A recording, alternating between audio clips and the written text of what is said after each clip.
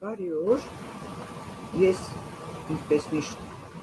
հիշում եմ, որպես ինձ տեղյակ պահեք ձայնի որակի մասին, որովհետև ես այսօր դժբախտաբար ստիպված եմ իմ մաշված համակարգիչով հանդիպել ձեզ հետ, խոստանալով, որ վաղը կամ մյուսին այլևս այդ խնդիրը կլուծվի։ Պարզապես եթե լսում եք ինձ, գրեք, որ լսում եք, որ ձայնը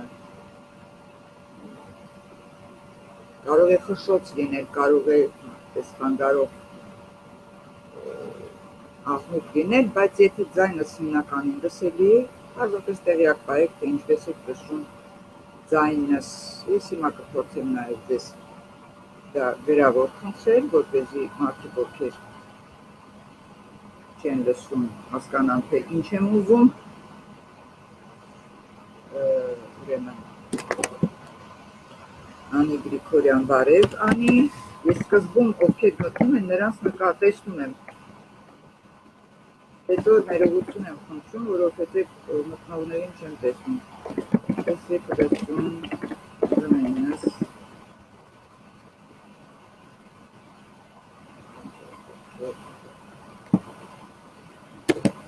Պատյան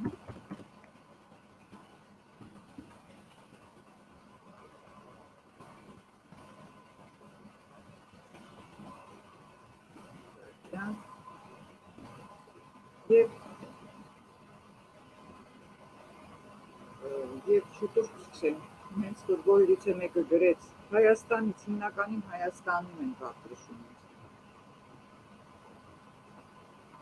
թշնամական, նախկին թշնամական սովետական միության համաթշնամական ձայների թվին եմ պատկանում, հավանաբար սա մեծ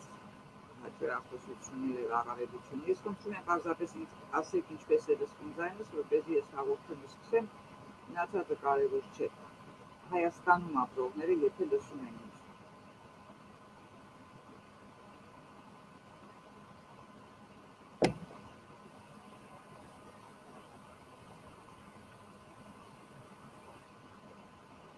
Ձայնը չկա, դուք ինձ չեք լսում, ես ձեզ։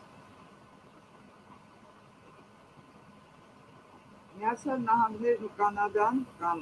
Եվրոպայի մեջ ես գիտեմ, որ լավ են լսում ինձ։ Ինչպես եք լսում այդտեղ Հայաստան։ Միայն այդ ասեք և հետո կարող եք դուրս գալ, չլսել մինչև վերջ։ Կարևորն այն է, որ ինձ ասեք ինչպես է ձայնս լսվում, եթե ես տեսնեմ արդյոք ձեր պատասխանները, որով այդպես էլ է լինում։ Ձայնս, ինչպես է լսվում ձայնը։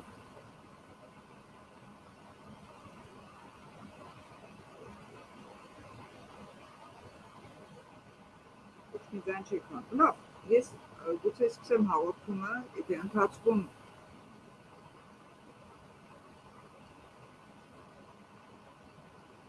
ասեք, թե ձայնս չի լսվում կամ վատ է լսվում, գոնե կիմանամ։ Ես այսօր ուզում եմ խոսել մի քանի խնդրի շուրջ և կախում ունի նաև ձեր հարցերից, իմ զրույցը այսօրվա, բայց հիմնականում այսպես զուգահեռ նորություններ, այդպես անում է Նևզորովը, մի քանի նորություն, այսպես զուգահեռ զույգ նորություններ, որը մեկը մյուսի թվում է արտաքին առաջին հայացքից թվում է ոչ մի առնչություն չունի, բայց հետո հանկարծ հասկանում ես, որ ունի։ Եթե ես ընթացքում նկատեմ, որ պատկերը և չեն համապատասխանում իրար, հավանաբար կընդհատեմ հաղորդումը և կսպասեմ մինչև իմ նոր համակարգիչը հայտնվի իմ ձեռքի տակ, կարողանամ աշխատել դրա հետ։ Հակառակ դեպքում կշարունակեմ անշուշտ և եթե ասեք, թե ինչպես եք լսում ձայնս, ինչպես է լսվում, ավելի լավ կլինի, որպեսզի ես չբղավեմ, չգոռամ, այլ հանգիստ խոսեմ։ Ուրեմն ես այսօր շատ փոքրիկ մի պատմական կենսագրական էքսկուրս եմ անելու և օրիորդ Ամանդին, Օրոր, Լուսիլ Դյուպանի մասին եմ խոսելու որ ամուսնանալուց հետո դարձավ տիկին բարոն Դյուդվան, այսպես է արտադրվում ֆրանսերենի մեջ, Դյուդվան, կամ ինչպես հայերեն են, ռուսերեն են ասում, բարոնեսա դարձավ, հա, որի այս անունը ոչ որպես տիկին բարոն Դյուդվան, ոչ որպես ուրեմն Դյուպան, օրիորդ Դյուպան, ամենքին օրոր լուսի, ոչինչ չի ասում, նույնիսկ ինձ չէր ասելու, եթե ես չիմանայի եւ իմանալուց հետո էլ ուղղակի չես հիշում։ Հիմա կբացատրեմ ինչու այս տիկինը, այս կինը հայտնի վիպագիր է, հայտնի արձակագիր է, հայտնի թատերագիր է, հայտնի ուրեմն նամակագրությունը որպես գրական սեր, գրական ժանր զարգացնող գրողներից մեկն է։ Նրա եւ ասենք Ալֆրեդ Մուսեի միջև նամակագրությունն է հայտնի, նրա եւ Վիկտոր Հյուգոյի միջև նամակագրությունն է հայտնի, որովհետեւ Հյուգոյի հետ երբեք կյանքում չի հանդիպել, բայց տեսնած երկար նամակագրություն են ունեցել, սկզբում լինելով նաեւ քաղաքական համոզումների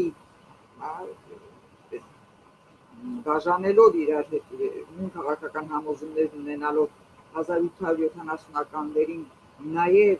հեռանալով իրարից, մի խոսքով հայտնի է որպես հեղինակը Կոնսուելո Վեդի եւ հայտնի է որպես Ժորժ Սանդ։ Ժորժ Սանդը նաև եղել է գրահիմնադար, եղել է լրագրող եւ եղել է որպես քաղաքական գործիչ։ Ես դες պատմում եմ 1800-ականների պատմություն, հա, որովհետեւ 1804 կամ 5 թվականին է ծնվել, արդեն 48-ին հայտնի էր եւ արդեն 48-ին հայտնի նրա համոզումները, թե 70-ականներին, 1870-ականներին Ժորժ Սանդը եւ եթե ճիշտ եմ հիշում, Էմիլ Զոլան, Գյուստավ Ֆլոբերը, Գորչի Դյուման եւ էլի մի խումբ գրողներ, նրանք հանդես եկան, ուրեմն այսպես հեղափոխությունը Ֆրանսիայի մեջ եղել էր, ըստ էության իրենց գաղափարները իրականացել էին եւ այն եւ նրանք հանկարծ հանդես եկան ընդդեմ հեղափոխական կառավարության, որովհետեւ այն ինչի համար իրենք էին պայքարում, բոլորովին իրականություն չդարձավ։ Շատ շնորհակալ եմ Սիրամեդը։ Եվ բնականաբար մտավորականությունը պետք է ընդվզել, որովհետև եթե դա մտավորական, եթե դա ասենք Միշիկ Պողոսյան չէ, Միքայել Պողոսյան Հայաստանում, եթե դա ենթադրենք բացարձակապես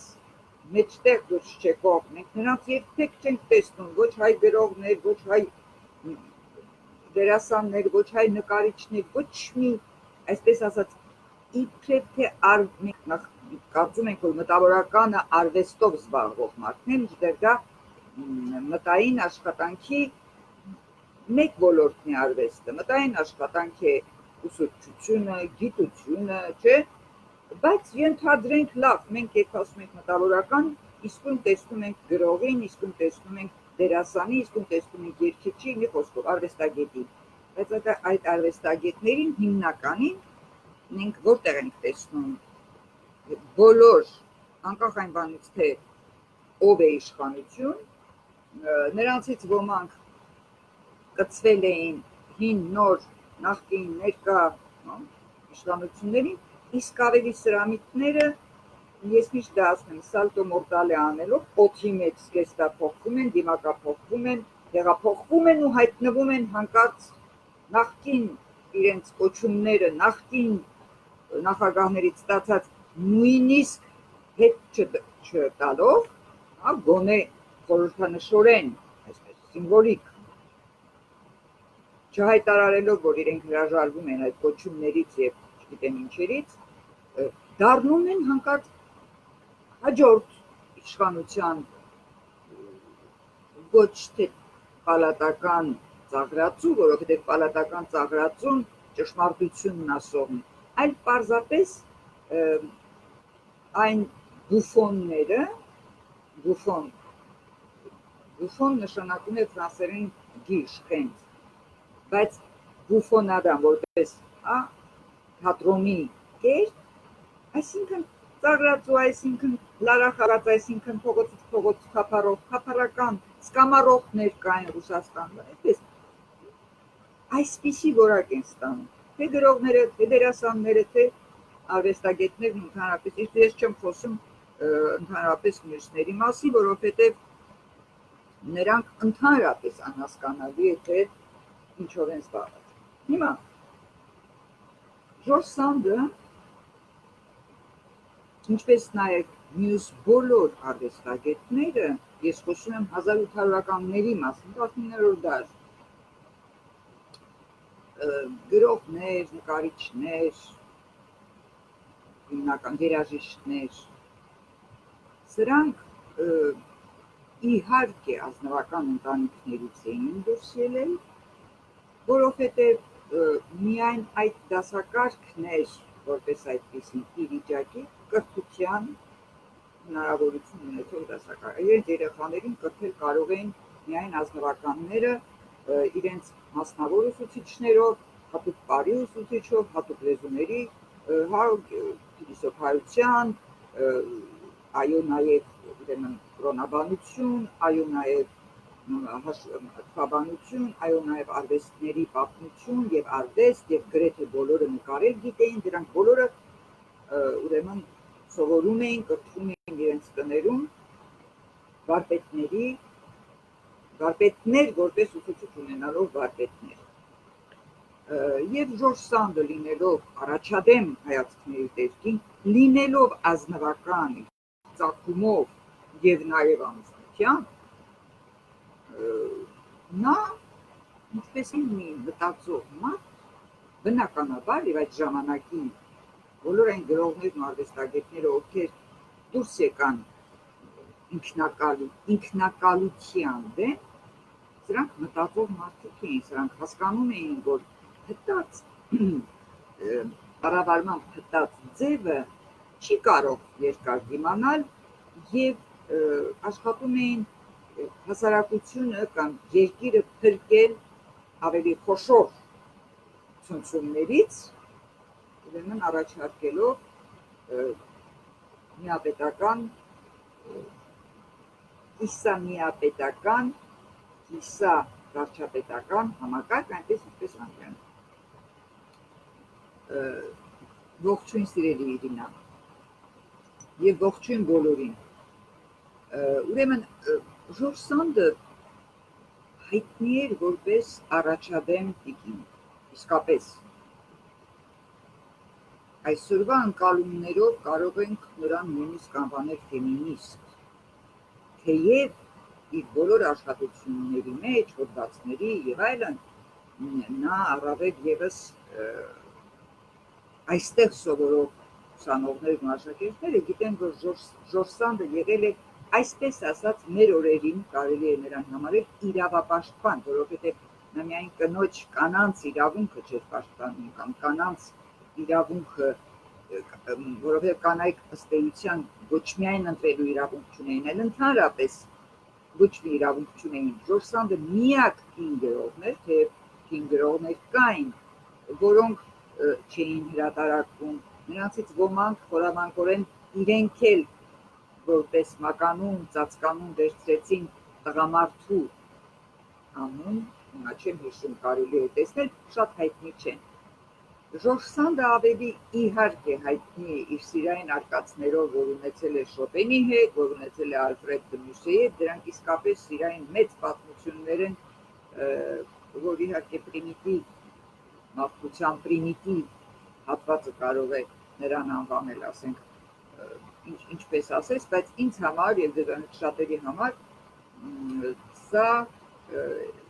հետաքրքիր անհատականություն ունեցող կին էր, վերջին հաշվով իսկապես անհատականություն էր, որ բարեկամություն էր անում ենթադրենք կոմպոզիտոր Լիստի հետ, ենթադրենք ասեմ Թեոֆիլ Գոթյեի հետ, հանդիպել եւ բարեկամացել է Ֆլոբերի հետ եւ այլն։ Ընդհանրապես այս շրջանում կրկնում եմ, կրթված ուսյալ խավը ազնվական խավն է։ Երևի միակ բացառությունը կամ գուցե ուրիշ բացառություն, հիմա չեմ ուզում կենտրոնանալ դրան, ինձ հայտնի այս պահին, որ հիշում եմ բացառություն է, ասենք գրողներից Շարլ Պեգին, որը ազնվական ծագում ուներ, կամ այսպես ասեմ, ունևոր չէին, որովհետև դա էլ պետք է ճշտեմ, գուցե սնանկացած ազնվականներին, համենայն դեպս Պեգիի պարագային հայտնի է, որ Պեգին դուրս է եկել շատ համեստ կամ համեստից նույնիսկ ցածր ընտանիքից եւ մեծ փիլիսոփա գրող, այսինքն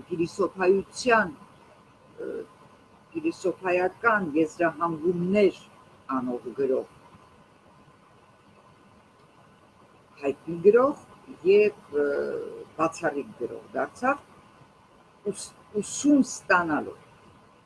Այս ամբողջ պատմությունը ինչու եմ պատմում, որպեսզի նախ համեմեմ իմ ընդհանուր այսպես այսօրվա խոսքը մի քիչ ֆրանսական, արքունական եւ գեղեցիկ 19-րդ դար, ռոմանտիկ եւ եթերային երազային մեզ համար, մեր սերնդի համար, 21-րդ դարի ապրողների համար 19-րդ դարը հետո եկավ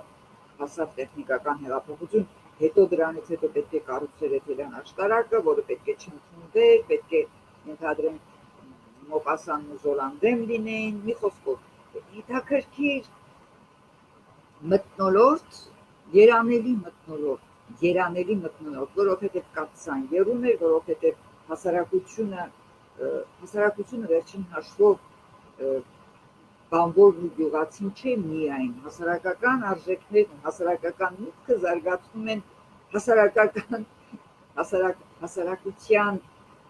սերուցքն է զարգացնում եւ որպեսզի հիմա դրան եմ հասնելու, բանվորը եւ գյուղացին կարողանան իրենց նույնիսկ սնանկ կացությունից հանկարծ հայտնվել գիտական, կրթական, մտային եւ քաղաքական շերտերի մեջ անպայման պետք էին Վոլտերներ, լուսավորության, Դիդրոներ, Մոնտեններ եւ այլն, հետո պետք էին անպայման Ժորժ Սանդեր, պետք էին Ֆլոբերներ, պետք էին ենթադրենք Թեոֆիլ Գոթյեներ, Ալֆրեդ Մուսեներ եւ այլն, Զոլա, որին ես շատ չեմ սիրում, բայց արժեք է ստեղծել, մտածողություն է ստեղծել, այսինքն ես շատ չեմ սիրում, սա ամեն մեկս իրավունք ունենք հավանել կամ չհավանել, կարդալուց անպայման կարդալուց հետո։ Այսինքն Զոլա չեմ սիրում, բայց կարող եմ էլի վեր ընթերցել այս։ Ուրեմն 1848 թվականին Ֆրանսիայի մեջ այսպես ասած, այսօրվա լեզվով ասած, ազգային ժողովը որոշեց, որ ընտրության իրավունք ունեն բոլորը, հասարակության բոլոր խավերը, այսինքն սա օրինագիծ էր, օրենքի նախագիծ էր, ես այսօրվա բառամթերքով եմ խոսում, որ սկսեց 1848 թվին դեռ, սկսեց հույսվել այդ միտքը, եթվել այդ միտքը, որ ընտրության, քաղաքական ընտրության իրավունք պետք է տրվի հասարակության բոլոր խավերին, գյուղացուն, բանվորին, աղքատին, հարուստին, փողոցում ապրողին, բոլորին։ Եվ Ժորժ Սանդը եւ իր մտածող բարեկամները, որոնք տասնամյակներով նրանք հանրապետականներ էին, այսինքն սեփական շահը մարդու աշխատանքի միջոցով ստեղծված սեփական եկամուտը արժեքավորելով հանդերձ երազում էին մի այնպիսի հասարակություն ստեղծել, սա չեն էլ թաքցնում, որ սրանք ուտոպիստական սենսիմոնյան գաղափարներով տարված իդեալիստական մի այնպիսի հասարակություն ստեղծել, ուր դասակարգեր չեն լինելու եւ ուր լինելու է արդարադատություն բոլորի համար, որից պետք է հետո իրենք իսկ այս առաջադեմ մարդիկ իրենց երիտասարդության եւ իրենց իդեալիզմի պատճառով այս գաղափարները զարգացնողները հասարակական երևույթների, հասարակական կյանքի զարգացման հետ մեկտեղ 48-ից մինչև 70-ականները ընկած հատվածը 30 տարի ամրա ապրելով 20 տարի հասկանային 20 տարի 22 տարի հասկանային, որ ինչ որ խնդիրներ կան, որոնք պարտավոր են սրբագրել, եթե այն անգամ դրանք կարող են մնալ երանելի, այսինքն այնինչ երանելի է, դեռևս չի նշանակում, որ հնարավոր է իրականացնել։ Եվ իրենք իսկ սկսեցին խմբագրել։ Եվ այդ ժամանակ էր, որ Ժորժ Սանդը 48-ից սկսած ավելի քիչ, երբ սկսեց զարգանալ ուրեմն համատարած ընտրության, քաղաքական ընտրության համատարած գաղափարը, համատարած ընտրության գաղափարը, բոլորին իրավունք տալու գաղափարը, դեմոկրատ, նրան համարում էին սոցիալիստ եւ համարում էին կարմիր սոցիալիստ, այսինքն սոսկալի առաջադեմ հայացքին Ժորժ Սանդը հենց 48-ին ընդվզեց համատարած համընդհանուր ընտրական իրավունքի դեմ, բայց ինչպես ասելով, որ քաղաքական ընտրություն, այսինքն ազգային կամ երկրի ճակատագրի համար ընտրության իրավունք կարող են ունենալ միայն ովքեր, միայն ուսյալ մարդիկ։ Ինչու՞։ Եվ բացատրեց հաստատելով ինչու, որովհետև ուսյալ մարդը կախյալ վիճակի մեջ չէ, ինքն է իր գրքի տերը, ինքն է իր վաստակը շահողը, ինքն է գործարանի տերն է, ինքը, չգիտեմ, կալվածքում եւ այլն։ Ուսյալները նրանք էին հիմնականում։ Եվ ինքը իր շահը պաշտպանելու համար բնական է, որ այնպիսի օրենսդրություն պետք է ընդունի, որը իր շահին հակառակ չլինի, բայց որպեսզի հասարակական մյուս բոլոր շերտերի շահն էլ պաշտպանվի, մինչև այդ բոլոր շերտերին ընտրության իրավունք տալը պետք է կրթել։ Եվ հենց սրանից հետո էր 48 թվի ասված, որովհետև ասում է, երբ ես տեսնում եմ այն հասարակական այն շերտերը, որոնք ուսյալ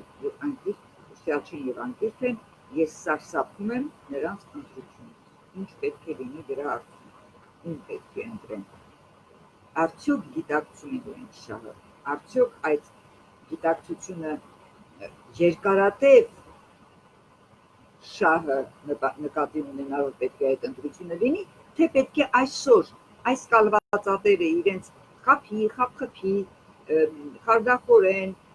վախեցնելով, ինչպես ասես, կարողանա ուրեմն պոկել ընտրողի ձայնը։ Դրա համար 1945 թվին միայն Ֆրանսիայի մեջ օրենքի նախագիծ հաստատվեց անվճար կրթության մասին, բոլորի կրթություն, բոլորը իրավունք ունեն կրթվել։ Հանրակրթական դպրոցը, եթե դա թեմի, ծնողների, հոբի հանգանակությամբ կամ մասնակցությամբ չէ, ապա հանրապետական է, այսինքն ձրի անվճար բարձրագույն կրթություն եւ դպրոցը արդեն իսկ պետությունը եւ եկեղեցին անջատվեցին, հետեւաբար նաեւ դպրոցը որևէ կրոնական ազդեցության տակ չէր կարող լինել։ Այսինքն հանրակրթական, պետական հանրակրթական դպրոցի մեջ քրիստոնեական չեն սովորում։ Եթե ուզում ես, որ երեխա քրիստոնեական ճանաչի, նույնիսկ որպեսզի հետո Ռեմբրանտ եւ Ռաֆայել նայելիս հասկանա, թե այսինչ թեմա է, այսինչ նյութ է, ինչ է նշանակում, ենթադրենք, չգիտեմ, այս կտավը բովանդակությունը ինչ է, որպեսզի հասկանա, որ դա աստվածաշնչային հին կամ նոր կտակարանների այս պատմությունն է, ուղարկում ես ինքդ վճարում ես եւ երեխայիդ ուղարկում ես քրիստոնյա դպրոց, իմ տղաները ավարտել են քոլեժը քրիստոնեական։ Այո, որպեսզի Քրիստոսի վարդապետությունը սովորեն նաև, ոչ թե կրոնի մասին պատմություն, թե որ տաճարը երբ է կառուցվել, դա պատմության դասընթաց վերաբերող խնդիր է, բայց վարդապետությունը սովորելու համար, որից հետո ինքդ ընտրում ես համոզումներով, ընկալումներով քրիստոնյա ես, թե ոչ։ Եթե նույնիսկ ընտանիքը քրիստոնեական եղան, դու կարող ես դառնալ քրիստոնեական վարդապետությունը սովորելուց հետո ինքդ ընտրել արդյոք ուզում ես մնալ քրիստոնյա, թե ուզում ես հավատափոխ լինել, թե ուզում ես ընդհանրապես անաստված դառնալ, աթեիստ դառնալ եւ այլն։ Այսինքն, որպեսզի մարդը ընտրություն անի եւ որպեսզի մարդը կայանա, նրան տալիս ես ազատություն։ Իսկ ազատություն տալ նշանակում է հնարավորություն տալ ընտրության։ Այսինքն, երեխայի փոքր օրինակ եմ ներկայացնում, նախ կրթության ես ուղարկում, հետո որոշում ես ինչ կրթություն պետք է ստանա, քրիստոնեական կրթություն ուզում ես որ ստանա, ոչ թե դու իրեն ամեն օր ասես, որ գիտես տղաս կամ աղջիկս, Աստված գոյություն ունի եւ ես հավատում եմ Աստծո գոյությանը եւ ես հավատում եմ Սուրբ Երրորդության ու Քրիստոսի գոյությանը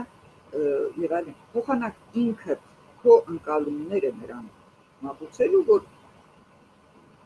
որոնք կարող են լինել ճիշտ կամ սխալ,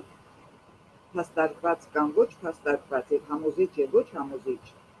դու նրան ուղարկում ես քրիստոնեական դպրոց։ Այո, զոհողություն է, որովհետեւ վճարում ես, ինչտեղ կարող է անվճար դպրոց ուղարկել։ Հետո ենթադրենք ուղարկում ես սպորտի, հետո տանում ես երաժշտության։ Ոչինչ չես պարտադրում։ Այն պահին, երբ ասում ես, ես չեմ ուզում սպորտի այս ձևով զբաղվել, ուզում եմ ենթադրենք թենիսի փոխարեն ֆուտբոլ խաղալ, հանում ես այդ ակումբից, տանում ես ֆուտբոլի ակումբ։ Այսինքն մարդը իրեն ընտրելու հնարավորություն ստանալու համար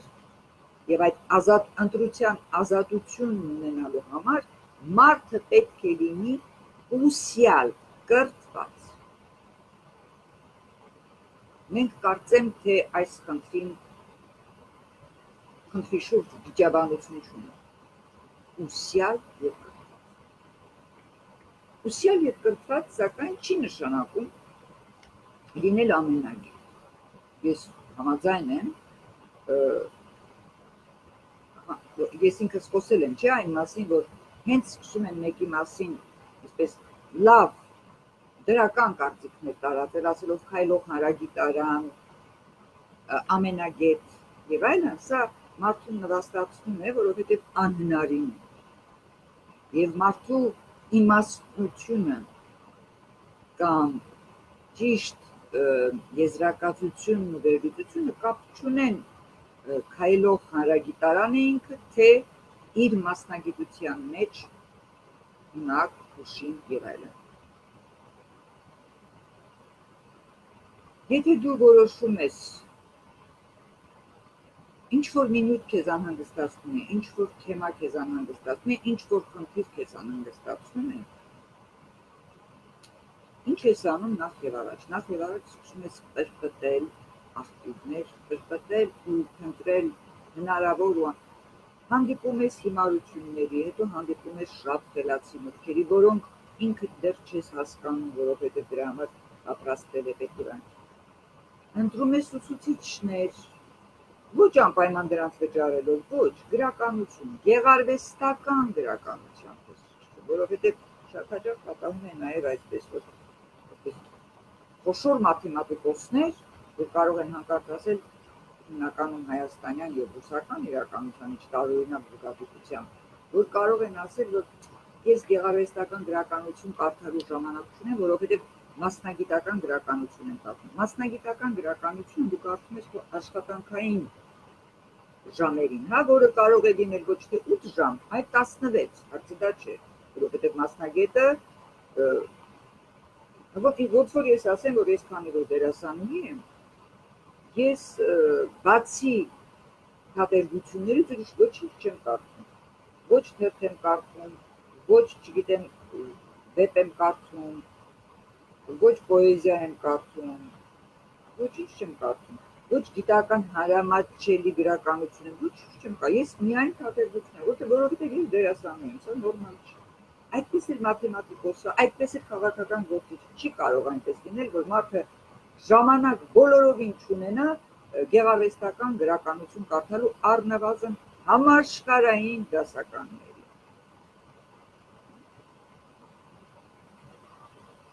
Որոնք ավելանում են, որովհետև դասական կարող է լինել գրող, որը դեռ ողջ չէ։ Այսպիսի մի նյութ է ինձ համար վերջին մի քանի տարիների ընթացքում դարձել քիչ են, բայց կան, առաջ ավելի շատ էին, հիմա կարծես թե գնալով պակասում են, մարդիկ, ովքեր դատողություններ են անում մասին, որ քրիստոնեությունը հայությանը պարտադրվել է սրով, հրով ու թրով։ Ես միշտ նրանց խնդրում եմ ինձ ցույց տալ այն աղբյուրները, այն ձեռագրերը կամ այն աշխատասիրությունները, այն աշխատությունները, ուր սևով ճերմակի վրա գրված է, որ քրիստոնեությունը Հայաստանի մեջ ընդունվեց կամ պարտադրվեց հրով, հրով ու սրով։ Ըստ էության քրիստոնեությունը մինչև պետական, մինչև ինքը թագավորը ընդունելը, ժողովուրդն արդեն ընդունել է, և ժողովուրդ քրիստոնյա այդ շրջանում քրիստոնյաները սովորական մարդ արդեն իսկ հալածվում են որպես առաջադեմ մարդասիրական կրոնը ընդունողներ։ Դրա մասին ոչ ոք չի խոսում։ Բոլորը ինձ ինչ-որ ասում են, պատմիչները ասում են։ Ես ձեզ վստահեցնում եմ, որ այսպես ընդհանրացած պատմիչներն իրենք են ասում արտահայտությունը ասողներից որևէ մեկը որևէ պատմիչի աշխատություն չի կարդացել։ Ինչպես հայրս էր ասում, ես քիթս կկտրեմ, եթե նրանք այսպես պատասխանողներից մեկը գոնե որևէ պատմիչի իսկապես ուսումնասիրել է։ Կարևոր հանգամանք է նաև ուրիշ մի բան։ Շատերը խոսում են վկայակոչելով Եղիշե, չգիտեմ ինչու Եղիշե, մենք նաև ունենք մահայր խորենացի։ Ասում են Եղիշե, երբ հարցնում ես, որ թվականի հրատարակություն է Եղիշեի, որ թվականի հրատարակությունն է սա, պատմագիր։ Ասում են ինչ կարևոր է, ես ասում եմ, որ կարևոր է։ Ես շարունակում եմ պնդել, որ կարևոր է, որովհետև մինչև 20-ականների հրատարակությունների և 20-ականներից հետո բոլոր հրատարակությունները այնպիսի սրբագրություններ էին ընթացել սովետական, սոցիալիստական քաղաքական ոստիկանության վերաքննության շնորհիվ, որ հիմա նրանց այդ սրբագրությունները, այդ հրատարակությունները կարդալիս կարելի է կարծել, եթե դու չկարդաս, թե ով է հեղինակը, այն տպավորությունը նույնիսկ կարող է ստանալ, թե որևէ ուրեմն սովետական ռայկոմի քարտուղարի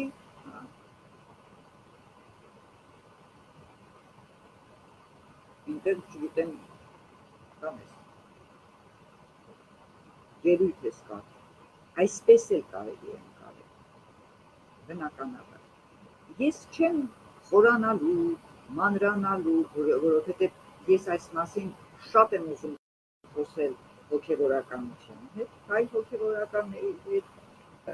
առաջարկել եմ, սպասում եմ նրանց պատասխանը, լեզվի հետ կապված առաջարկել եմ հրաշալի մասնագետների, սպասում եմ նրանց պատասխանին, որպեսզի խոսենք այս ամեն ինչի մասին և որպեսզի իրենք շատ հստակ մասնագետներ, որոնք ոչ թե ինչ-որ բան համոզելու, այլ պարզապես այնքան են դրա մեջ, որ ինչպես դուք սիրում եք թվերով, տառերով, մատների վրա կբացատրեն, որ ինչ է եղել և ինչպես։ Ես միայն մեկ բան պետք է ասեմ։ Երբ դուք այսօր ընդվզում եք քրիստոնեության դեմ, ես դա հասկանում եմ, այսինքն դուք ընդվզում եք քրիստոնեության դեմ, երկու խնդիր կա, առաջին, դուք ընդվզում եք քրիստոնեության դեմ, ինձ պատմելով 2000-ամյա պատմություն, որին դուք անտեղյակ եք, ինձ բացատրելով, որ գիտեք ինչ, Վարդան Մանիկոնյանը, վերջին, հա ինչ, որ մնացինք քրիստոնյա, ինչ ավելի լավ չէ դառնայինք պարթև, բայց կմնայինք հայ, բայց մենք մնացինք հայ, չիմանալով, դուք այսինքն ձեր ենթադրություններն ու ձեր ընկալումները այսօրվա սավոկային այնել, սավոկային, ոչ իսկապես արժեքներ ճանաչող, այդ արժեքների վրա դաստիարակված սերունդ լինելով, դժբախտաբար սավոկային կրթություն ստացած, սավոկային դաստիարակություն ստացած, այն դեղնակտուցներն եք հիմնականին, անկախ տարիքից, որ որոշել եք այսօրվա պատկերներով կամ այսօրվա գույներով կեսականջ, ականջի ծայրով լսած ինչ-որ բաներ, հեթանոսություն, հետական դիցարան, հիքիաթներ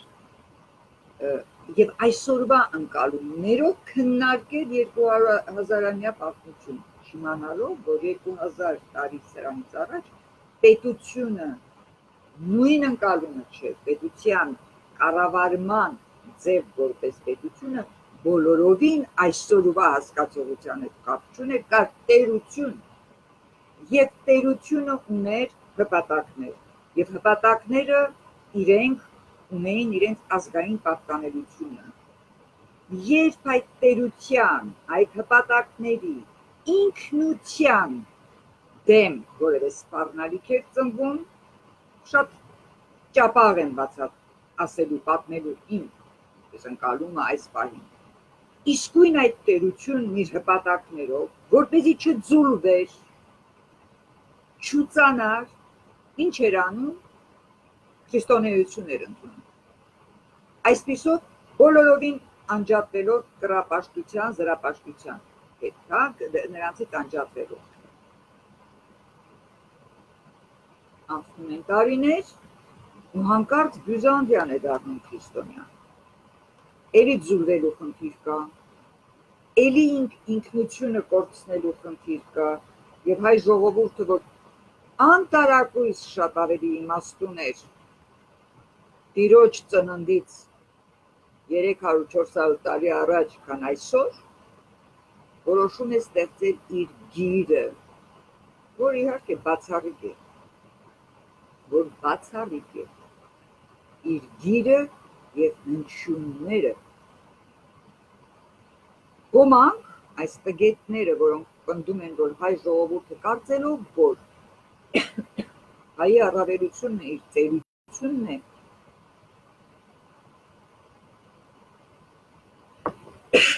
եւ հասկանալով, որ բոլոր ծերերը չէ, որ իմաստուն են, ներողություն, եւ կարծելով, որ եթե պնդենք, որ մենք 5 միլիոն տարվա ժողովուրդ ենք, սա բավական է, որպեսզի մենք ունենանք ինչ-որ առավելություններ աշխարհի մյուս ժողովուրդներից, չստեղծելով եւ համակայլ չքայլելով այսօրվա զարգացած քաղաքակրթական ընկալումների, հասկացողությունների հետ, ուրեմն եթե մենք հին ժողովուրդ ենք, իրավունքներ ունենք, մենք ոչ մի իրավունք չունենք, մենք իրավունք ունենք իմաստնանալ լինելով հին ժողովուրդ, փոխարենը մենք ծերանում ենք, իսկ ծերությունը միշտ ավարտվում է դժբախտաբար մարդու կամ ժողովրդի համար կենսաբանական օրգան, չէ՞ որ մահով,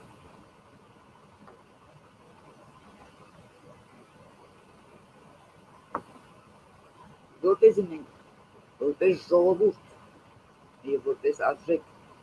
չմեռնենք, չվերանանք, ապա հավանաբար պետք է իմաստնանանք։ Իմաստնանում են միայն կրթվելով, ուսումնասիրելով նյութը ինչի շուրջ խոսում ես կամ ինչի դեմ ընդվզում ես։ Ասել, որ քրիստոնեությունը պարտադրվել է հային սրով ու հրով ու թրով, նշանակում է նախ չիմանալ պատմություն։ Երկրորդ, չհասկանալ, թե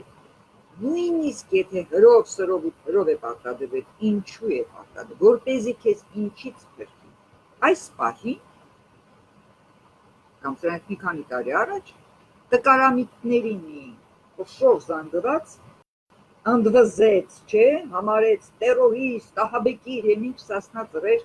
ասպետներին, որոնք այո, հրով, թրով ու սրով ուզեցին երկիրը ազատագրել։ Դուք հասկանում եք, որ դուք ձեզ դնում եք այն դրության, այն դիրքերի եք կանգնում, որ դիրքերին կանգնեցին Սերժական, Քոչարյանական, Լևոնական, Նիկոլական, մնացած բացարձակապես կեսկատար պատեհապաշտական ներկայացուցիչները, որոնք ազգային ազատագրական շարժումը հանկարծ որոշեցին անվանել ահաբեկչություն։ Այդ դուք ասելով, որ քրիստոնեությունը մեզ պարտադրվել է հրով, թրով եւ սրով, չիմանալով պատմությունը, չիմանալով, որ վերջին հաշվով, այո, 2000 տարի առաջ ազգային ինքնությունը կրոնով էր, այդպես էր, կրոնական է։ Ես միշտ խոսում եմ եւ միշտ պատմում եմ 1500-ականներին, արդեն 1546, կարող է սխալվում եմ, բայց հիշում եմ, որ 1500 է։ Ֆրանսիայի մեջ եղավ Բարդուղիմեոսյան գիշեր, եւ հետո անընդհատ է եղել, հարցը դա չէ։ Ֆրանսիայի մեջ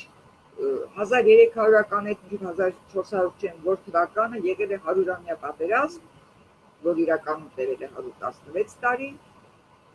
եւ այդ 100-ամյա պատերազմը վերջին հաշվով ինչ էր։ Համարվում էր կրոնական, համարվում էր անգլիկան, բողոքական անգլիկան եկեղեցու եւ կաթողիկե եկեղեցու պայքար, կրոնը նույնն էր, քրիստոնեությունը, բայց երկու իհարկե այդ ժամանակ պետք է համարվեր կրոնական խնդիր, բայց թե այն ժամանակ եւ թե այսօրվա պատմաբանները աղբյուրները իսկապես կան, դրանք ուսումնասիրում, դրանք նույնիսկ դասավանդում են երեխաներին, նշելով աղբյուրները, նշելով հեղինակներին եւ այլն։ Եվ թե այն ժամանակ եւ թե հիմա հասկանալի է, որ խնդիրը ֆրանսացիների եւ անգլիացիների, Մեծ Բրիտանիայի թագավորության պայքարը ո՞րն էր, ազգային ինքնությունը պահպանելն է։ Եվ եթե դու Բարթողեմեոսյան գիշերը էիր, ըստ էության սպանդ ես արել, հա, ֆրանսացի բողոքականների դեմ, կաթոլիկ է ֆրանսական արքունիկը հարսանիքի գիշերը վերածեց սպանդի։ Շատ հիմար, շատ տկարանիք պետք է լինել, որպեսզի կարծել, որ խնդիրը կրոնական էր, ոչ։ Երբ դու քո կողքին ունես թշնամի, ըստ էության Անգլիա, որը հավակնում է քո տարածքներին, որը հավակնում է քո իրությանը, իհարկե ներսում պահել, ներսում ունենալ բողոքական ֆրանսացիներ,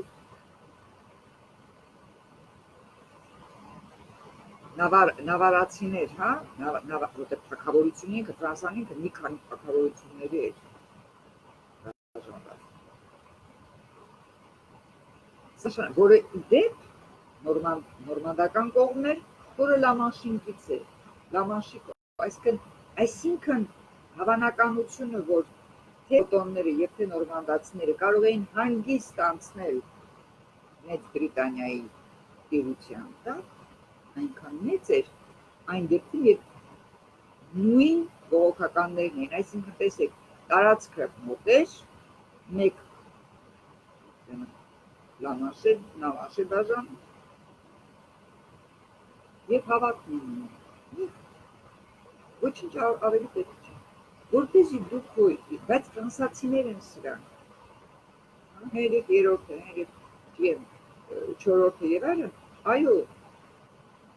նավարացիներ են, բայց ֆրանսացիներ են, այսինքն Ֆրանսիան պետք է տերությունը փոքրացնելու հաշվին դեմոկրատաբար ասեր, դե լավ, դե եթե ուզում եք, դարձեք, մնացեք բողոքական և քանի որ մոտ եք, միացեք Մեծ Բրիտանիային։ Մենք այդպես պատրաստ ենք անել մեր Արցախի հետ։ Մենք հաշտվում ենք այդ մտքի հետ, որ մենք չենք հաշտվում, ինքներս հիմա մենք ինչու ենք կարծում, որ եթե ժամանակին քրիստոնեություն ենք ընդունել, որովհետև վտանգ կար մեր ինքնությունը կորցնելու, արդարացված չէ, հիմա որ ասում ենք ներողություն, բայց Ղարաբաղը հայաբնակ, նախ պատմականորեն հայկական տարածքներ են և երկրորդ հայաբնակ են և մերն են, ընդամենը 22 թվականին բոլշևիկյան այսպես կամակորությամբ տրված Ադրբեջանի կազմին։ Տղերք, մի հակասեք ձեզ, ինքներդ ձեզ հակասում եք, հենց սկսում եք քննել, լավ է քրիստոնեությունը թե վատ էր, շահեցինք թե և ամենակարևորը, մինչև մտնելը 2000-ամյա պատմության խորքերը, որովհետև դրա համար դուք պետք է առնվազն իմանաք ոչ թե մեռած լեզուներ, լատիներեն, հին հունարեն, ոչ նոր հունարեն, հին հունարեն, այն ինչ սովորում են այստեղ, գոնե ինչ որ մասնագիտական, պատմական աղբյուրներ ուսումնասիրելու համար սովորական ուսանողները Ֆրանսիայում են։ Դրանք սովորում են լատիներեն, ոմանք ընդունում են հին հունարեն, ոմանք երկուսը և կարողանում են այսպես ասած տրանսկրիպցիաների շնորհիվ, որովհետև բարձ չգիտեմ խոսել, ոչ ոք լատիներեն չի խոսում։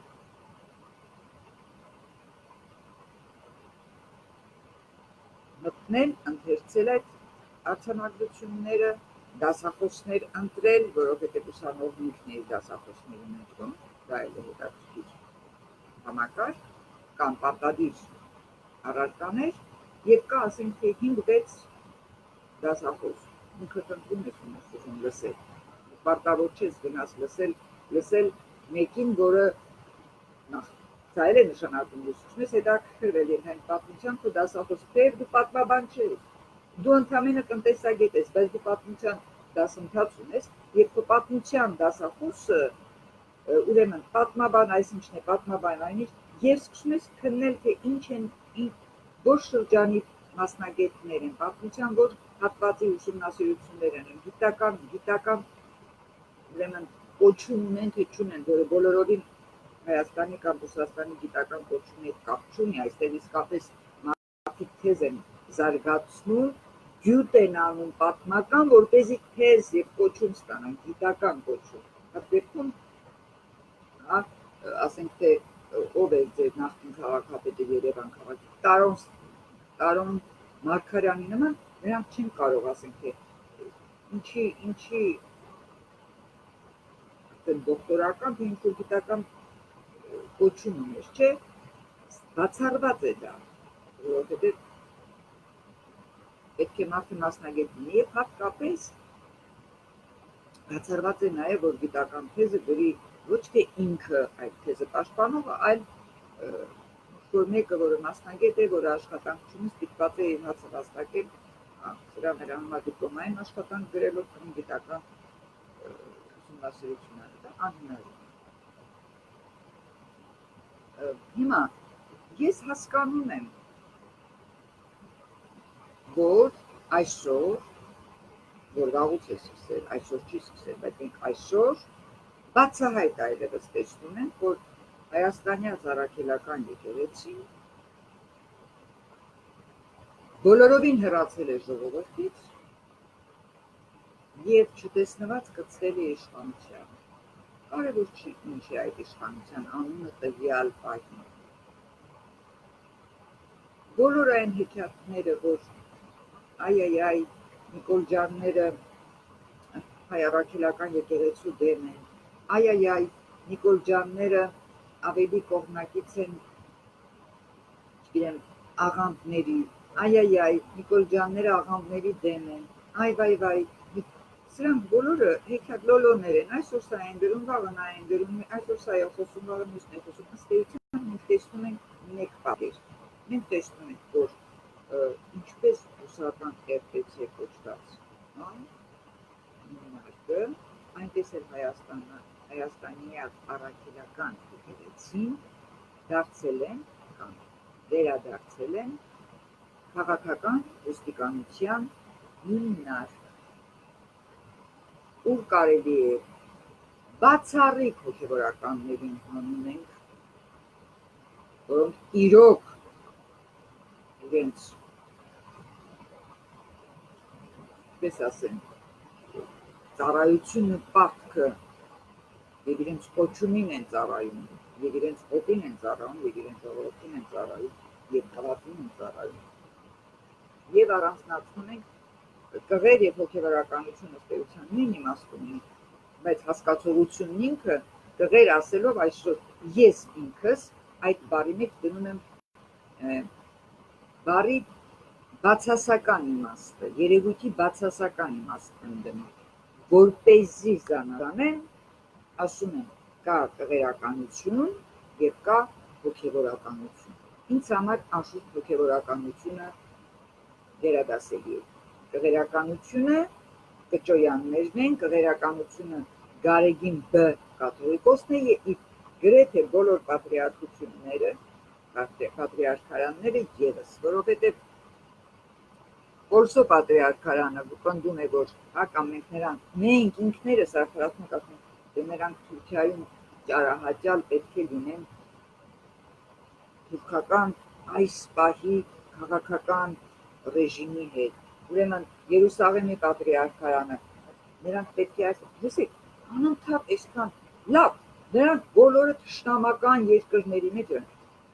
Անտիլիասի խնդիրը որն է, որ ձայնը չի լսվում։ Մենք գոնե գոյություն ուներ Անտիլիաս, որի քահանաներն անգամ ուսյալ մարդիկ էին, այսինքն կարելի էր նրանց վստահել վարժարան, առնվազն նախակրթարան,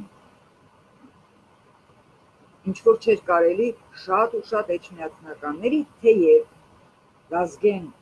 առաջին կաթողիկոսի ժամանակ, որը չէր էլ թաքցնում եւ իհարկե հասկանում ենք, որ անպայման պետք է տուր տար նաեւ KGB-ին հակառակ դեպքում ինչպես կարող է լինել, ինչպես կարող է լինել, ուղղակի չէր լինի, բայց լինելով մտավորական նա կարողանում էր այդ հավասարակշռությունը պահպանել, ողբերգություն էր կաթողիկոսի համար, դա ողբերգական կացություն էր։ Անտիլիասը լուր էր, իսկ Գարեգին երկրորդ կոչվածը ընդհանրապես գողական մաֆիայի պետական կառույց որպես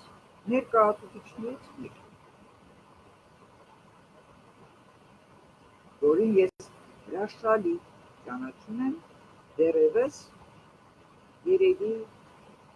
70-ականների վերջի 80-ականներից։ Ճանաչում եմ, երբ դեռևս վարդապետ էր,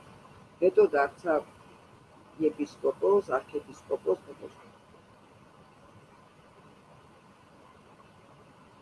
եւ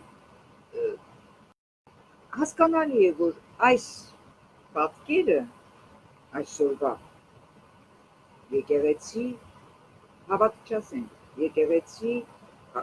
քաղաքացի մարդ հասարակություն, մի կողմից իշխանության կցոր տածանցյալ, մյուս կողմից ջոչապետ օլիգարխներ, հոգևորականներ, ինչ-որ մերսեդեսներով ու ինչ-որ շքեղությամբ, անհամատեղելի, աղքատ սնանք հասարակություն, ընչաքաղց վիճակ, թշվառ վիճակ, կողքից հրստացող քահանաներ ու վարդապետեր ու եպիսկոպոսներ ու արքեպիսկոպոսներ, մյուս կողմից մի սոսկալի զարհուրելի է, մենք շատ լավ գիտենք, որ դա քաղաքական, անպայման քաղաքական նշանակություն ունի, երբ հայ առաքելական եկեղեցին հանկարծ վերանվանվում եւ գրեթե պլեոնազմի վտանգով դառնում է հայ ուղղափառ առաքելական ուղղափառ եկեղեցի, ինձ փորձում են բացատրել, որ այո, վերջին հաշվով իհարկե առաքելական եկեղեցին ուղղափառ է։ Լսեք, լավ, եթե դա այդպես է, ինչու դարեր շարունակ հայ առաքելական եկեղեցու կողքը չի գրվել ուղղափառ, ինչու եք հիմա մոռոնել։ Մենք գիտենք ինչու, եւ մենք գիտենք, որ Գարեգին Բ-ի նախաձեռնությամբ, որպեսզի նաև ոչ միայն պետությունը, որպես Հայաստանը, որպես երկիր կռանա ռուսական չարիքի կայսրության գաղութային իր շոշափուկներով, այսպես մտնի եւ դառնա մի մաս ռուսական շահը պաշտպանելու, այլ նաև եկեղեցին, ուրեմն ինչ ենք անում, ամենադյուրին ճանապարհը դա է, անունը դնում ենք հայ առաքելական ուղղափառ եկեղեցի, ու չենք հասկանում, եթե առաքելականը ինչպես է ուղղափառ, եթե ուղղափառը ինչպես է առաքելական, թեև մարդիկ կան, որոնք տրամաբանություն են փորձում գտնել, խելացի մարդիկ եւ բացատրում են, որ հնարավոր է, որովհետեւ առաքելական լինել, նշանակում է լինել ուղղափառ, շատ լավ, եթե դա այդպես է, ես դավանաբան չեմ, ես գիտնական չեմ, բայց մենք արդեն առաքելական ենք, ինչ իմաստ ունի կողքից կպցնել ուղղափառ, ոչ մի իմաստ, այսինքն ունի իմաստ, բայց այդ իմաստը մեզ շահեկան չէ, մեզ ասելով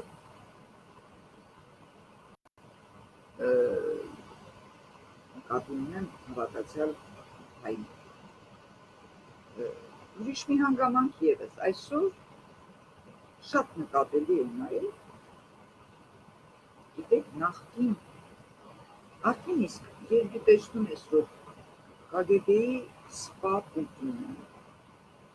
չգիտեմ, KGB-ի մյուս սպա Սեչինը, երրորդ սպա Գորդկոն, չորրորդ սպա չգիտեմ ով, հաչակնքվում են, հանկարծ հայտնվում է սուրռեալիստական մի այնպիսի իրականության մեջ, երբ սատանաները ընդհանրեն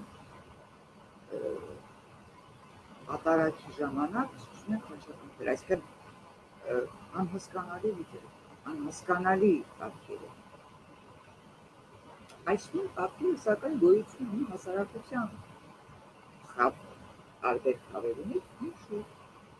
որովհետև այնպես ինչպես ժամանակին սովետական Հայաստանի մեջ բոլորը անաստված էին եւ ամոթ էր ասել որ դու աստծո չէր կարելի խաչ գրել այդպես հիմա մեկ հրահանգով ձեռքի մեկ այս ճտոցով երկու մատների բոլորը դարձել են հավատացյալ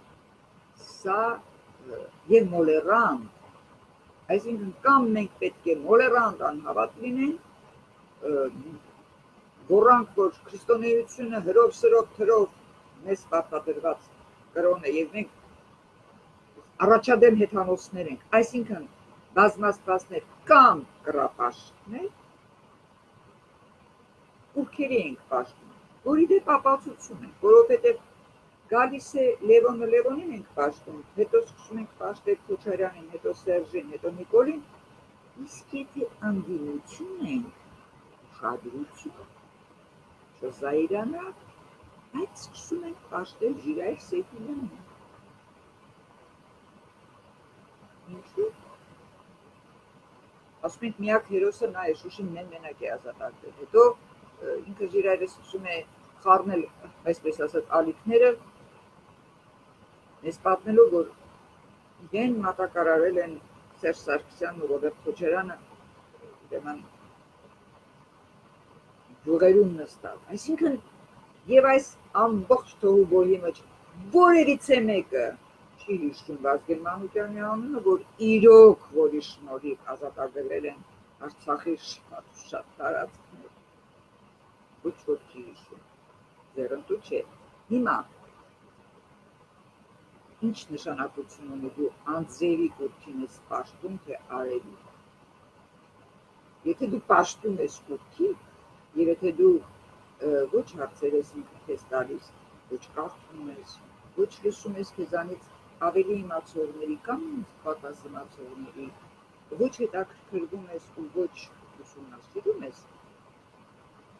ինչ նշանակություն ունի դու Սերժին ես պաշտել Նիկոլին ես պաշտում թե հիմա թե նաև կամ դրանից հետո դրանից զատ որոշել ես հիմա էլ պաշտել Սասնածռեր կուսակցությանը ինչ նշանակություն ունի կռապաշտ է այդ ամբողջ պատմության մեջ թեև ասում եմ կրկնում եմ մոռանալով Վազգեն Մանուկյան մոռանալով Ռաֆի Հովհաննիսյան եւ այլն այդպես իմիջիալով նաև հայ հեղափոխական դաշնակցությունը կարող ես իրեն մայր հայոյել ոչինչ կների բավական է կուսակցության որևէ արարք քննես քննադատես չքննարկես քննես դառնում ես անձնական թշնամի սա կռապաշտության ձևերից է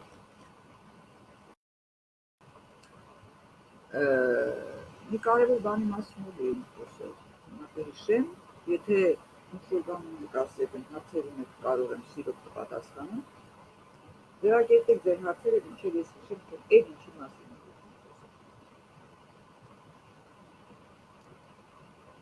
նախապես ասում եմ հիմար հարցերի չեմ պատասխանում որոշում ձևակերպեք հարցը պետք է ձևակերպված լինի որտեղի հասկանամ հա մեկ կարևոր մեկ ուրիշ կարևոր երկու օր է որ համացանցի մեջ տարածված է ինչ-որ առանձնական լուսանկար, ինչ-որ գրառումով իբր դա Նիկոլ Փաշինյանն է գնել եւ էլի հասկանում եք այն տպավորությունն ունեմ, որ Հայաստանում բնակվող մարդիկ մեծ մասը նույնիսկ գիտակից խավը բոլորովին չեն կարողանում կենտրոնանալ իրենց առաջնային ու երկրորդական խնդիրների վրա եւ առաջնային տեսեք ինչ են անում ինֆորմացիա են տարածում որ Նիկոլ Փաշինյանը ինչ-որ առանձնատուն է գնել Կանադայում դա անում են անպայման հենց Նիկոլ Փաշինյանի կամ այսպես ասենք իշխանական ոլորտներից շատ կազմակերպված ձեզ ուտ են շաղ տալիս ցորեն հատիկ եւ բոլոր կողմերից վրա են հասնում որպեսզի կցահարեն այդ ուրբն ու հատիկը իրական է։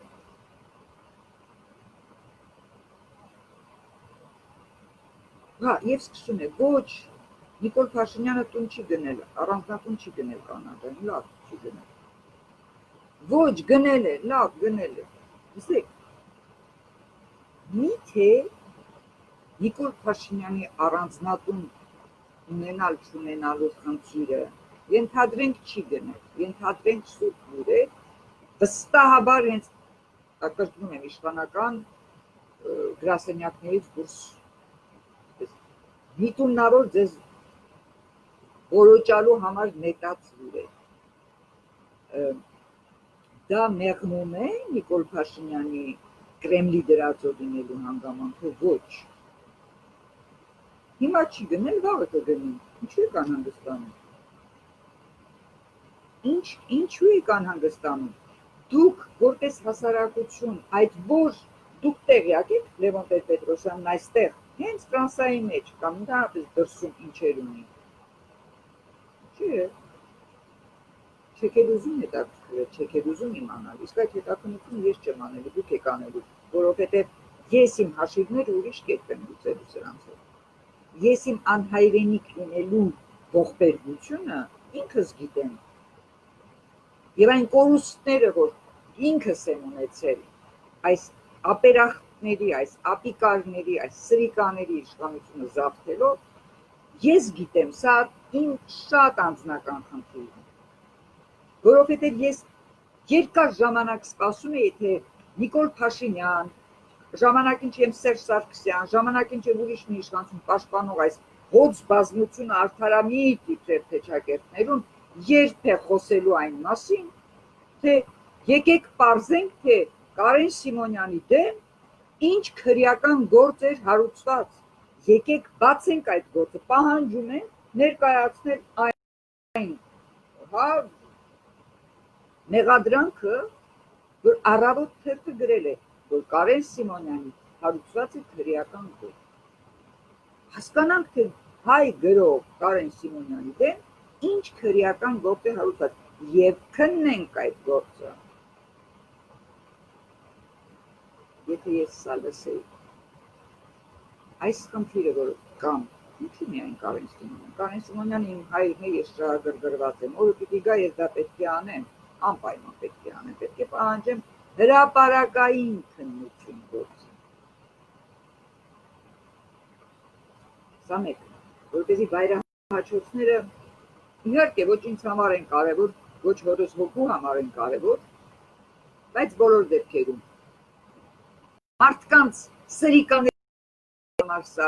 շատ կարևոր հանգամանք է, սրիկաներին պատժելու համար։ Երես դա անպայման անելու եմ, բայց ես շատ կուզենայի, որովհետև Կարեն Սիմոնյանը բացի իմ հայրը լինելը,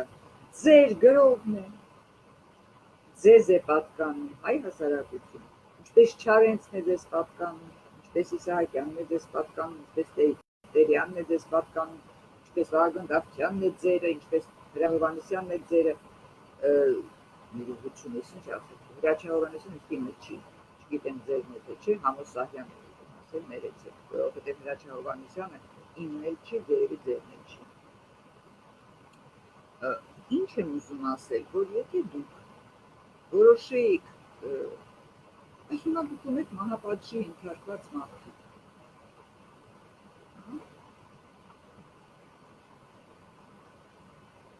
ունեք դրող, այդպես էր,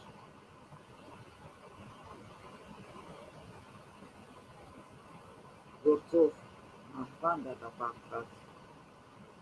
ասպետ, ունեք Նայիրին Հունանյան, դեմբերի 27, միայն հայոյում է, ոչինչ չի ասում։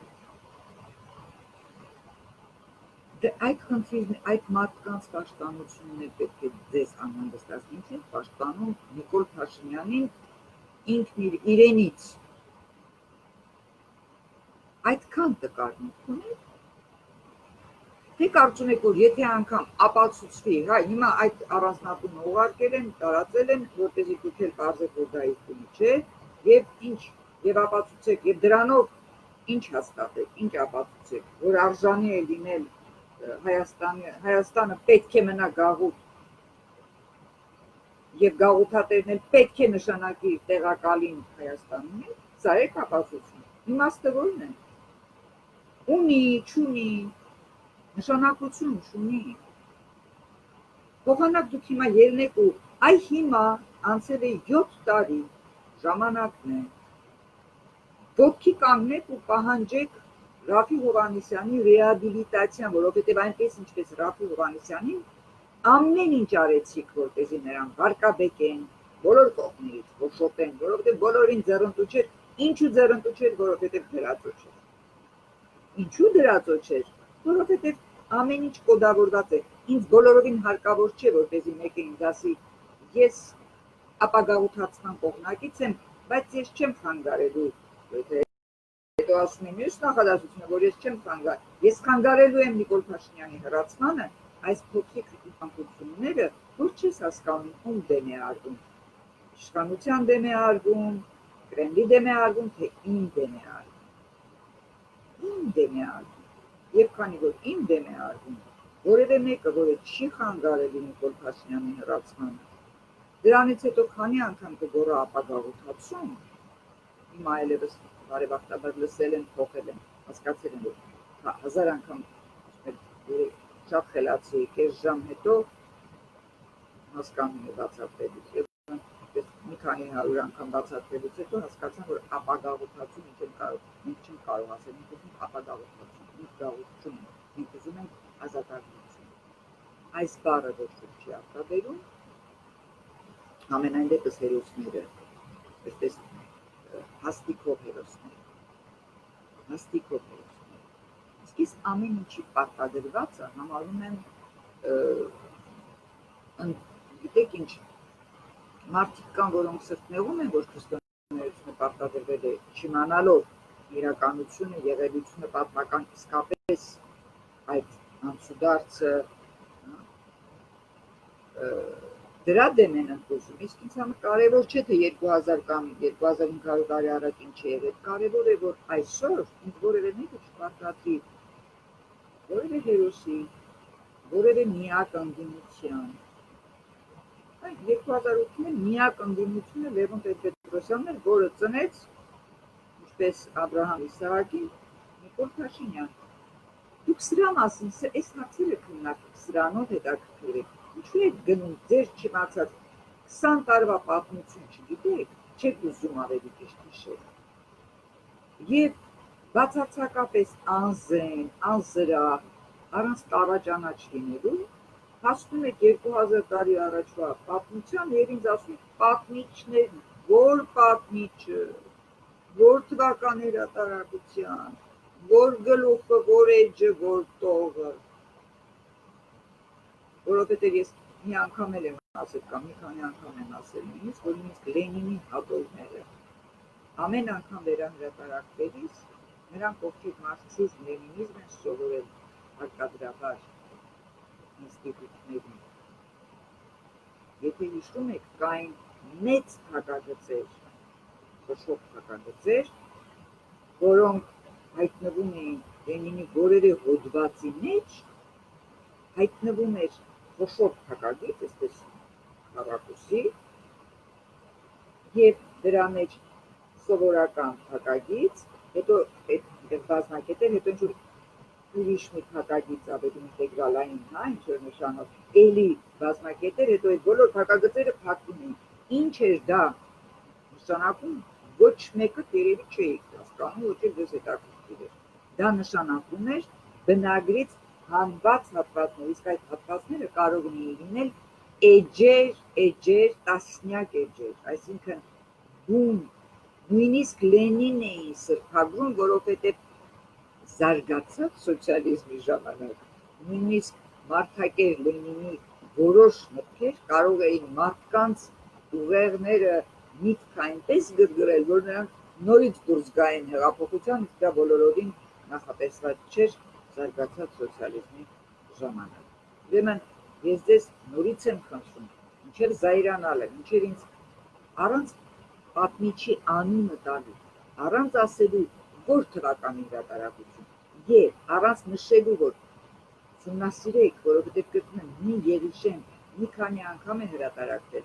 որ հրատարակություն, հետո նայեք բոլոր հրատարակությունները, որովհետեւ հաջորդ հրատարակությունների մեջ այդ փակագծերը կտեսնեք սովետական տարիների հրատարակությանը, կամ գուցե չտեսնեք, բայց եթե դուք բոլոր հրատարակությունները ունեք, դուք կարող եք համեմատել, դուք կարող եք գտնել, համեմատություններ անել եւ այլն։ Եվ վերջին հաշվով կարդացեք Մովսես Խորենացի։ Եվ ամենակարևորը, ձեզանից մեծ մասը լեզու չգիտի, հայոց լեզու չգիտենք մենք, եւ բառերի իմաստը, նույնիսկ լեզու իմանալու դեպքում, մենք քանի որ հեռացել ենք մեր դասական ուղղագրությունից, այսինքն բառի արմատը, բառարմատի ինչպես է գրվելու ձևից հուշում է, արմատը հուշում է, թե հետո ինչպես է ածանցվում բառը, չգիտեմ, բայց իմաստը, արմատը ինչ է մնում։ Այսօրվա ընկալումներով ենթադրենք ինչ բառ ասեմ, խաղաղություն բառը գուցե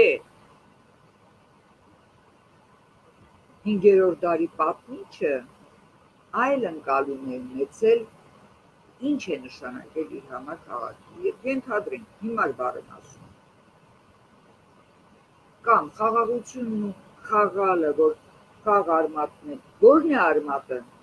խաղն է, խաղաղն է, մի խոսքով, հազարավոր նրբություն, ես չեմ ասում, որ բոլորս դառնանք լեզվաբաններ, դա չեմ ասում, բայց երբ ինչ-որ երևույթների ենք հանդիպում, ինչ-որ բաներ ենք կարդում, պետք է հասկանալ այս հասկացողությունը 5-րդ դարում, ապա 3-րդ դարում ինչ իմաստ ունի, որն է դրա իմաստը, որովհետև նույնիսկ այսօր, սրանից 30 տարի առաջ կամ սրանից 100 տարի առաջ Հայաստանը, Ռուսաստանը գուցե այդ հապատին աշխարհի ուրիշ երկրներ ևս ոչ նարինջ էին տեսել, ոչ բանան եւ չգիտեին թե դա ինչի նման է, այսինքն երևույթը չկար, որպեսզի բառը հետը ծնվեր կամ նշանակությունը տեսնենք։ Հիմա երբ ասում ես բանան, մոտավորապես պատկերացնում ես ձևը, երբ ասում ես խմբեր, պատկերացնում ես ձևը։ Մենք գիտենք արդյոք թե տուն ասելիս 5-րդ դարի ապրող մարդը ինչ է տեսել։ Ես տուն ասելիս այսօր 21-րդ դարում մի բան եմ ընկալում, 19-րդ դարում բոլորովին ուրիշ է, 21-րդ դարում մի բան եմ ընկալում, 20-րդ դարի սկզբին ուրիշ է, երբ ասում ես խրճիթ, երբ ասում ես հյուղար, երբ ասում ես առանձնատուն, երբ ասում ես բնակարան, այսինքն բնակարան կար, 5-րդ դարում կար, այդպես էլ շատ ու շատ բառեր, որոնք իմաստափոխվել են, նոր իմաստներ են ստացել, դուք ուզում եք այսօրվա ձեր չիմացած հիմքերով քննել, թե 2000 տարի սրանից առաջ քրիստոնեությունը հրով ու շրով ու հրով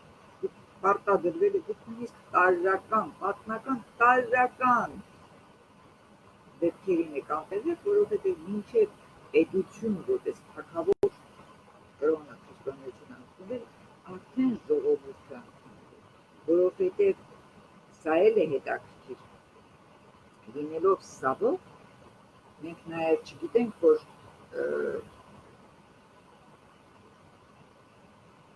որքան մարդը մոտ էր Աստծուն ժամանակի մեջ, այնքան պայմանները և փոխհարաբերությունները հանրային, այսպես ասած, ավելի երևի ազնիվ են,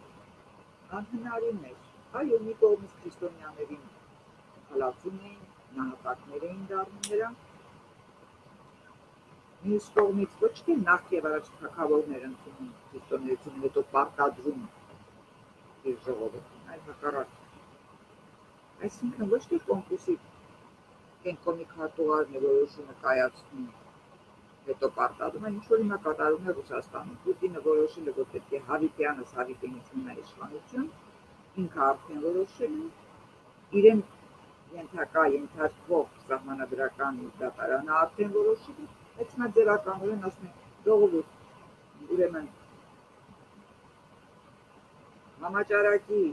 ամենամեծ Ռուսաստանում սոսկալի է վիճակը, շարունակում է սոսկալի մնալ այս պայմաններում նույնիսկ 22-ին կգնաք եւ կասեք, որ դուք ուզում եք որպեսզի ես մնամ Հավիտյանս Հավիտենից ձեր տերն իրական վերևից պարտադրվող պայման այդպես չէր այն ժամանակներին այն ինչի մասին դուք քննում եք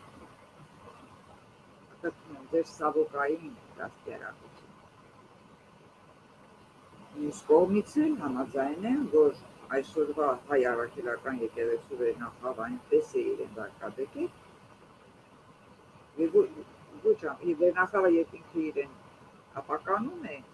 ներքին խավն էլ է ապականում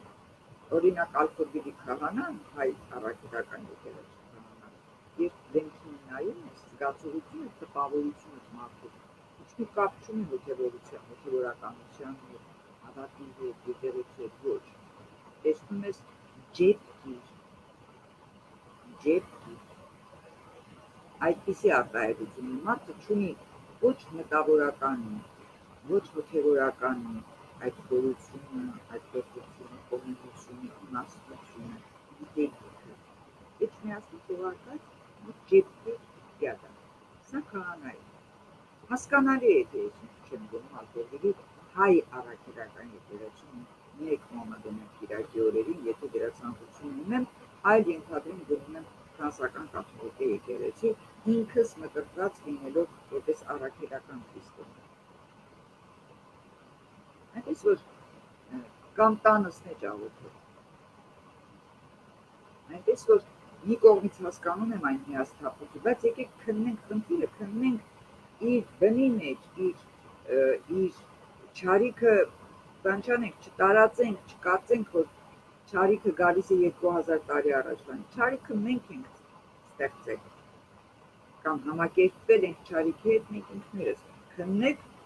նույն համարձակությամբ, ինչ համարձակությամբ քննում եք քրիստոնեությունը հրով, սրով ու թրով Հայաստանին պարտադրելու ձեր չմացած թեզը,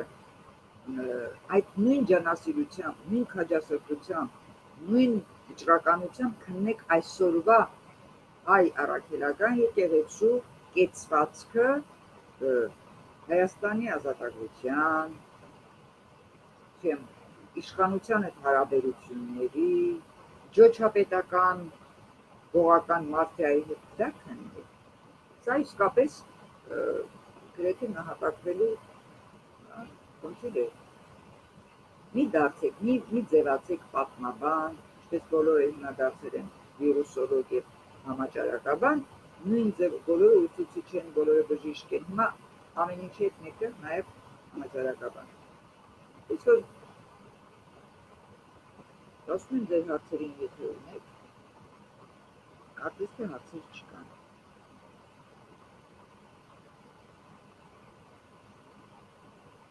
Գալիս է հեռախոսով